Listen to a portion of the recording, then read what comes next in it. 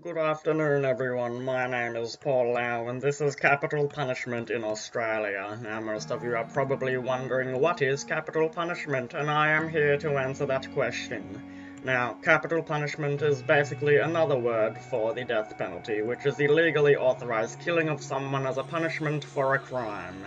Now, the death penalty is the maximum punishment and only applies to the most serious of crimes. In some places, these could include religious crimes, murder, and even drug trafficking.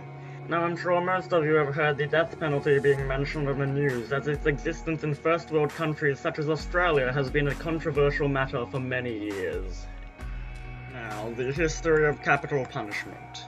The last time the death penalty was practiced in Australia was on the 3rd of February 1967 on a man named Ronald Ryan for shooting and killing a police officer during an escape from prison.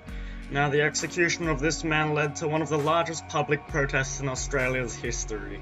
All death sentences were carried out by the method of hanging in Australia. Australia has gone from a country fully supportive of capital punishment to a capital punishment-free country. This is what Australia looked like at first.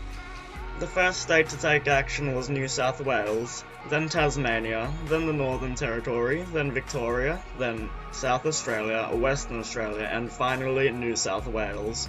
The process went from 1922 to 1987. If I had to choose a side on the death penalty in Australia, I would say that the death penalty should be permitted in Australia in rare cases. Although I feel that at the same time, punishing a person by death is the wrong thing to do, I still believe that there can be some crimes which are so disturbingly unethical that the criminal does deserve to be charged by the death penalty.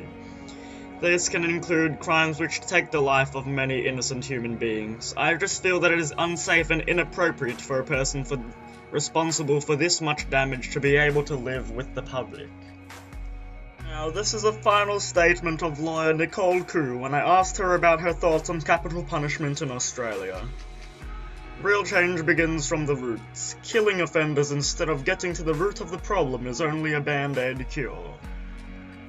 This is the global situation of capital punishment. Now, there are currently 58 countries which permit capital punishment.